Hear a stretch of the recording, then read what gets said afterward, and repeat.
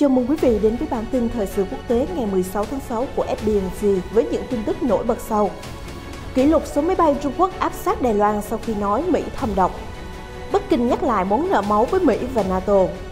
Tại Myanmar, nhóm vũ trang đình chiến với quân đội, bà Suu Kyi hầu tòa. Mối quan hệ căng thẳng, ông Putin và ông Biden dự kiến sẽ thảo luận suốt 5 tiếng mà không dùng bữa chung. Cựu Ngoại trưởng Pompeo tỏ rõ ý định tranh cử Tổng thống Mỹ năm 2024. Chiêm ngưỡng những quả trứng dung nham kỳ lạ ở Iceland. Tất cả sẽ được cập nhật nhanh trong bản tin ngay sau đây.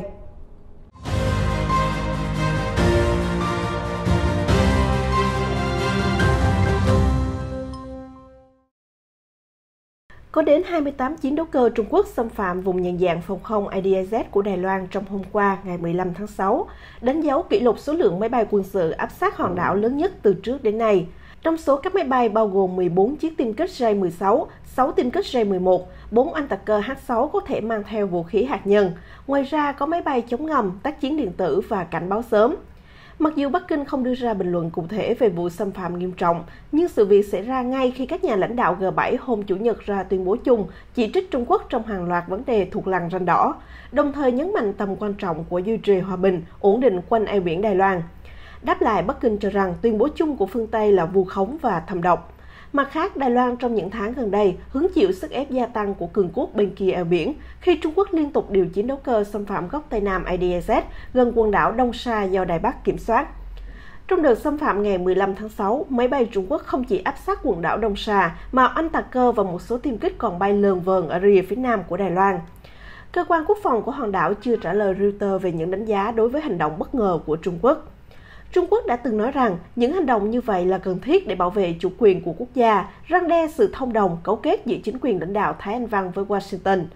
Mỹ cũng giống như nhiều nước khác không có quan hệ ngoại giao chính thức với Đài Loan, nhưng là bên cung cấp vũ khí và hậu thuẫn hòn đảo mạnh mẽ nhất giữa lúc căng thẳng sục sôi ở eo biển. Trong khi đó, Trung Quốc mô tả Đài Loan là vùng lãnh thổ nhạy cảm nhất và là một lằn ranh đỏ mà Mỹ không nên cố gắng vượt qua. Bắc Kinh cũng nhiều lần lặp lại ý định sáp nhập hòn đảo bằng mọi giá, kể cả phải sử dụng vũ lực. Sau khi Tổng thống Mỹ Joe Biden cùng các nước đồng minh trong G7 và NATO ra tuyên bố chung chỉ trích Trung Quốc về thương mại, an ninh nhân quyền và đại dịch, phía Bắc Kinh đã phản ứng gay gắt, cho rằng thật ra Hoa Kỳ mới chính là đất nước đau ốm và bệnh tật nhất. Cụ thể, người phát ngôn Bộ Ngoại giao Triệu Lập Kiên chỉ trích những nỗ lực kiềm hãm Trung Quốc của G7 và NATO, nói rằng nước Mỹ thật sự rất đau ốm rất nặng, G7 tốt nhất nên bắt mạch kê đơn cho quốc gia này đi.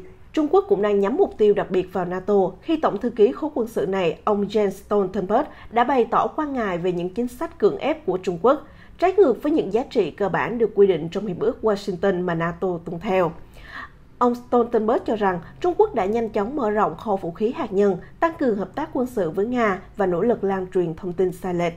Đáp lại, người phát ngôn Triệu Lập Kiên cáo buộc NATO mới chính là liên minh đã kích động xung đột và mâu thuẫn trên thế giới. Ông Triệu nhắc lại vụ oanh tạc Đại sứ quán Trung Quốc ở thủ đô Serbia năm 1999 và nói, đó chính là món nợ máu của NATO đối với người Trung Quốc. Mỹ về sau đã xin lỗi về vụ việc thảm khốc này, cho biết đó là một sai lầm do sử dụng các bản đồ đã lỗi thời. Nhóm vũ trang thiểu số lực lượng phòng vệ quốc gia Karenni vào hôm qua ngày 15 tháng 6 đã đồng ý đình chiến với quân đội Myanmar ở tỉnh Kaya. Đây là địa phương xảy ra giao tranh vô cùng ác liệt trong thời gian gần đây, với nhiều ngôi nhà bị phá hủy và hơn 100.000 người phải di tản khẩn cấp. Lực lượng phòng vệ quốc gia Karenni cũng là một trong những nhóm vũ trang lớn nhất được thành lập cách đây vài tuần để phản đối chính quyền quân sự. Tuy nhiên, người dân cho biết các cuộc giao tranh giữa nhóm Karenni với lực lượng quân đội sử dụng vũ khí hạng nặng đã đe dọa nghiêm trọng đến tính mạng và cuộc sống của người dân vô tội. Vì vậy, cộng đồng địa phương đã khẩn cầu nhóm vũ trang tạm thời ngừng bắn. Trong một diễn biến khác, bà Suu Kyi vào hôm 15 tháng 6 cũng có ngày thứ hai liên tiếp tham gia phiên chất vấn về hàng loạt tội danh. Những người ủng hộ cựu cố vấn nhà nước cho rằng các tội này hoàn toàn là vu khống, được đặt ra để kết liễu sự nghiệp chính trị của bà Suu Kyi. Các luật sư của bà từ chối hé lộ chi tiết về phiên tòa xét xử, nhưng cho biết cựu lãnh đạo 75 tuổi vẫn khỏe mạnh. Bà ấy vẫn kiên cường như trước đây, bà ấy khỏe mạnh và nói mình chỉ bị đau răng. Bà Suu Kyi mạnh mẽ và tự tin như thường lệ, trích lời ông Mimisu trong nhóm luật sư cho biết. Ông Misu nói thêm, phiên tòa 2 ngày qua tập trung vào các cáo buộc xúi giục. Tòa án cho rằng các đồng minh của bà Suu Kyi đã nỗ lực vận động các đại sứ quán và tổ chức quốc tế không công nhận chính quyền quân sự ngay khi vụ chính biến nổ ra. Cuộc gặp mặt đối đầu tiên giữa Tổng thống Mỹ Joe Biden và người đồng cấp Nga Vladimir Putin bắt đầu diễn ra hôm nay 16 tháng 6. Theo lịch trình, hai nhà lãnh đạo sẽ thảo luận suốt 4 đến 5 tiếng đồng hồ hoặc hơn nữa về các vấn đề kiểm soát vũ khí, tấn công mạng và cáo buộc Nga can thiệp bầu cử Mỹ năm 2020. Và giữa lúc mối quan hệ song phương lẫn quan hệ cá nhân giữa ông Biden với ông Putin đều căng thẳng, họ dự định sẽ không dùng bữa hay tổ chức họp báo chung. Một quan chức cấp cao Mỹ còn cho biết không có thời gian nghỉ giữa giờ để ăn nhẹ. Dù vậy, địa điểm gặp gỡ sẽ cung cấp không gian tươi mát và thanh bình. Đó là căn biệt thự màu xám tráng lệ được xây từ thế kỷ 18, đặt giữa công viên rộng 30 ha nhìn ra hồ Geneva, Thụy Sĩ. Ông Putin dự kiến sẽ đến biệt thự trước, sau đó là phái đoàn của ông Biden, và hai nhà lãnh đạo sẽ gặp gỡ Tổng thống Thụy Sĩ Gapa Berlin trước khi bắt đầu thảo luận tại thư viện của căn biệt thự. Tham gia hội nghị thượng đỉnh còn có hai quan chức đối ngoại hàng đầu là Ngoại trưởng Mỹ Antony Blinken và Ngoại trưởng Nga Sergei Lavrov cùng với thông dịch viên. Khoảng 3.000 đến 3.500 cảnh sát và các lực lượng khác đã được triển khai đến thành phố Yên Bình trên dãy Alper của Thụy Sĩ nhằm đảm bảo an ninh tối đa cho sự kiện họp thượng đỉnh. Nói về sự chuẩn bị của ông Biden cho cuộc gặp trực tiếp đầu tiên với Tổng thống Putin kể từ khi nhậm chức, thư ký báo chí Nhà Trắng Jen Psaki khẳng định ông Biden đã dành suốt 50 năm qua chuẩn bị sẵn sàng cho mọi thứ. Ông ấy có hàng thập kỷ kinh nghiệm dày dặn. Tuy nhiên, Tổng thống Biden cũng thực hiện một số bước chuẩn bị nước rút khi tham vấn các chuyên gia am hiểu sâu về nước Nga, bao gồm một số cựu quan chức thời chính quyền ông Donald Trump. Theo trang tin Axios, nhóm cố vấn cho Biden trước thềm chuyến đi đến Thụy Sĩ bao gồm hai cựu đại sứ Nga dưới thời chính quyền Obama, cựu phó tổng thư ký NATO Robert Mueller và các quan chức cấp cao trong Hội đồng An ninh Quốc gia Mỹ. Một số cố vấn cho rằng ông Biden nên tận dụng cơ hội để cải thiện quan hệ hơn với Nga, trong khi các ý kiến khác khuyến nghị Tổng thống Mỹ thể hiện thông điệp cảnh báo mạnh mẽ. Hôm 14 tháng 6, tức 2 ngày trước khi cuộc họp thượng đỉnh, ông Biden mô tả Tổng thống Putin là người thông minh, cứng rắn và là một đối thủ xứng tầm. Trong khi đó, cựu Tổng thống Trump hôm 11 tháng 6 đã nhắc ông Biden nhớ tỉnh táo khi gặp lãnh đạo Nga. Ông Trump viết trong một email, gửi lời chúc may mắn đến ông Biden khi làm việc với Tổng thống Putin. Đừng buồn ngủ ngay giữa cuộc họp nhé, và hãy gửi cho ông Putin lời chúc tốt lành ấm áp nhất của tôi. Cựu Ngoại trưởng Mỹ Mike Pompeo vừa thiết lập một nhóm chính trị mới vào hôm qua ngày 15 tháng 6 nhằm ủng hộ các ứng viên bảo thủ trong cuộc bầu cử giữa kỳ năm 2022 và xa hơn là tìm kiếm cơ hội cho chính mình để chạy đua vào Nhà Trắng năm 2024. Trong một thông báo hôm qua, ông Pompeo khẳng định Ủy ban Hành động Chính trị ủng hộ giá trị Mỹ CAVPAC sẽ giúp bảo vệ các giá trị Hoa Kỳ và đưa đảng Cộng hòa giành lại đa số ghế tại Hạ viện, Thượng viện trong cuộc bầu cử giữa kỳ, đồng thời thúc đẩy xây dựng các nghị viện và thống đốc bảo thủ cấp bang. Ông Pompeo trong những tháng gần đây đã đến nhiều bang quan trọng và diễn thuyết tại các sự kiện chính trị chủ chốt, cho thấy ý định ngày càng lớn muốn cạnh tranh với nhiều ứng viên Cộng hòa khác trong cuộc bầu cử 3 năm tới. Một số ứng viên tiềm năng khác bao gồm cựu Tổng thống Donald Trump, cựu Phó Tổng thống Mike Pence và bà Nikki Haley, cựu đại sứ Mỹ tại Liên Hợp Quốc. Trong ngày hôm qua 15 tháng 6 ở Tây Ban Nha, Quốc vương Philip và Vương hậu Letizia đã tổ chức yến tiệc tiếp đãi Tổng thống Hàn Quốc Moon Jae-in và phu nhân Kim Jong-seok trong bối cảnh Tây Ban Nha mong muốn thắt chặt quan hệ hợp tác kinh tế chặt chẽ hơn với quốc gia châu Á. Trong chuyến thăm 3 ngày đến xứ sở bò tót, Tổng thống Moon dự kiến sẽ gặp nhiều doanh nhân người Tây Ban Nha và người Hàn ở các thành phố Madrid, Barcelona.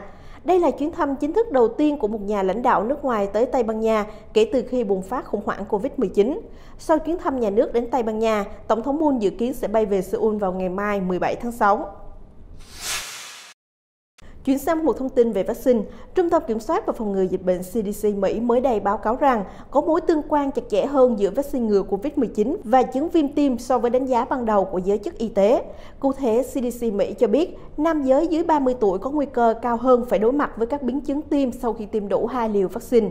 Mặc dù chưa được chính thức xác nhận là một tác dụng phụ của vaccine ngừa COVID-19, nhưng CDC đã bắt đầu điều tra về 226 trường hợp viêm cơ tim và viêm màng ngoài tim với các triệu chứng khá giống nhau, bao gồm sốt, mệt mỏi, khó thở và tức ngực.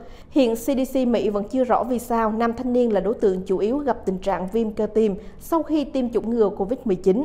CDC cho biết có 220 bệnh nhân đang hồi phục nhanh từ tình trạng viêm cơ tim, với hơn 80% trong số họ từ khỏi. Hầu hết các trường hợp viêm cơ tim có thể được điều trị bằng thuốc chống viêm. Cái nóng mùa hè thiêu đốt ở thành phố Los Angeles, bang California, Mỹ với nhiệt độ hôm qua lên tới 41 độ C tại một số khu vực đã khiến người dân đổ dồn về các bãi biển bất chấp chấp nguy cơ lây nhiễm virus vẫn chưa chấm dứt. Cư dân thành phố cũng tìm đến các hồ bơi để giải nhiệt.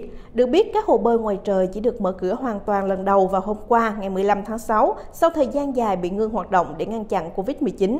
Đợt nắng nóng ở Los Angeles và khu vực miền Nam bang California dự kiến kéo dài đến hết tuần này. Tiểu bang đã dỡ bỏ gần hết các quy định hạn chế chống dịch bệnh và tái mở cửa kinh tế từ ngày 15 tháng 6. Trước đó, để khuyến khích tiêm chủng, giới chức California đã đưa ra nhiều phần quà lớn cho những người tiêm vaccine may mắn theo hình thức bốc thăm trúng thưởng. Các phần quà bao gồm 10 giải nhất trị giá 1,5 triệu đô la và 30 giải trị giá 50.000 đô. Trên toàn nước Mỹ, tính đến hết ngày 13 tháng 6, chính phủ đã phân phối hơn 374 triệu liều vaccine COVID-19 và tiến hành tiêm chủng thần tốc 309 triệu liều vaccine trong số đó. Đây là loại dung nham kỳ lạ có hình quả trứng xuất hiện ở núi lửa của Iceland. Giáo sư Dietrich Matthew Turquin từ Đại học Hoàng gia Holloway ở London, Anh đã lặn lội đến ngọn núi lửa và ghi hình những quả trứng dung nham đặc biệt. Ông giải thích rằng có lẽ một dòng chảy dung nham mới đã tạo nên những quả trứng này. Bên trong lớp vỏ quả trứng có thể thấy dung nham vẫn đang nóng chảy tuôn trào. Núi lửa trên bán đảo Reykjavik, cách thủ đô của Iceland khoảng 30 km, đã phun trào vào ngày 19 tháng 3 sau hàng ngàn đợt rung lắc. Hiện nó trở thành một điểm du lịch nổi tiếng của xứ sở băng đảo. Các nhà khoa học cũng chưa xác định được khi nào vụ phun trào sẽ dừng lại. Có thể là vài ngày nữa, cũng có thể là vài năm sau, thậm chí kéo dài đến hàng thập kỷ. Thông tin vừa rồi cũng đã khép lại bản tin thời sự quốc tế hôm nay. Xin chào và hẹn gặp lại trong những chương trình tiếp theo phát sóng trên kênh FBNC.